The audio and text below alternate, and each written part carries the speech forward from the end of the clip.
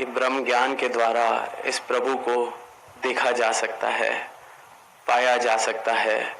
गुरु की भक्ति के द्वारा इस प्रभु के साथ एकमिक भी हुआ जा सकता है और फिर जो जीवन जिया जाता है वो वाकई मजामा। और इसलिए कहा जाता है कि संत जहाँ जाते हैं वो अपने साथ ही एक स्वर्ग का नक्शा बना देते हैं। उनको ये बातें बड़ी बचकानी लगती हैं कि अच्छे कर्म करो तो आगे जाके तुम्हें स्वर्ग मिलेगा, बुरे कर्म मत करो नरक में जाओगे। ये बातें बड़ी बचकानी। जो गुरु से, सतगुरु से ये ब्रह्म को प्राप्त कर लेता है, उसके जीवन में फिर इस प्रकार आनंद प्रेम ऐसे बहता है कि उसका स्वर्ग उसके साथ ही चलने लगता है। वो जहाँ जाता है एक स्वर्ग का नक्शा बनने लगता है। जिस घर में ये परमात्मा का ज्ञान बस जाता है, ये गुरु का, सदगुरु का प्रेम बस जाता है, उस घर में स्वर्ग बन जाता है।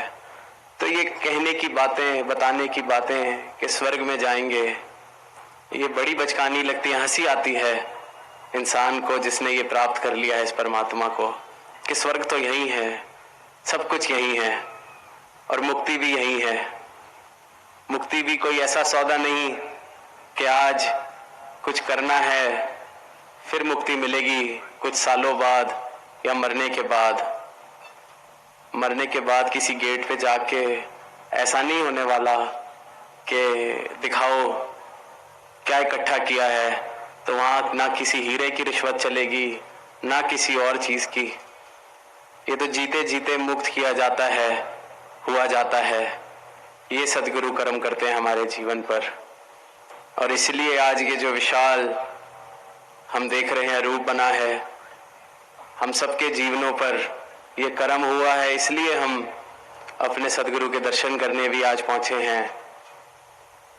इसलिए शायद हम अनेकों ऐसे मित्रों को, जान पहचान वाले लोगों को आवाज दे के आए हैं कि आप भी आइए, क्योंकि जिस प्रकार एक गूंगा भी गुड़ का स्वाद बता नहीं सकता, तो संतों का भी वही अवस्था कि ये जो हमने पाया है हम बताएं कैसे।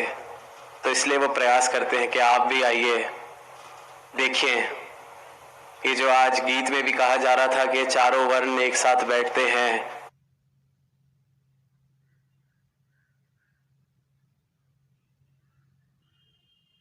या जाति पाति की दीवारें नहीं हैं। तो साथ संगत जो ज्ञान चक्षु, जो नजरिया सदगुरु बख्शते हैं, उसके बाद जीवन की अवस्था ऐसी नहीं रहती कि मैं जानता हूं कि हम अलग अलग जाति के हैं और हम साथ बैठे हैं तो हम बड़े महान हो गए। नहीं, ये जो ज्ञान प्राप्त हो जाता है, जब सदगुरु की शरण में आ जाते हैं तो ये समझ आ जाता है कि हम सबकी जात ही एक, सब इस परमात्मा के अंश।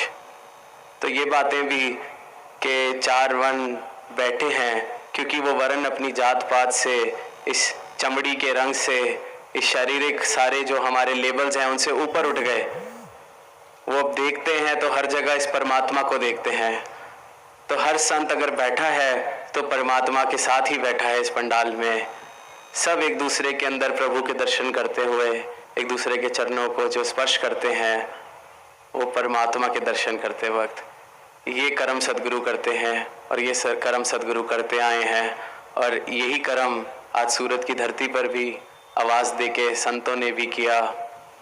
तो अरदास यही बनती है अपने लिए भी और आप सबके लिए दास यही अरदास कि प्रभु की रजा माँ हम सब मजामा, साथ संग जी प्यार से कहना। धन्यवाद।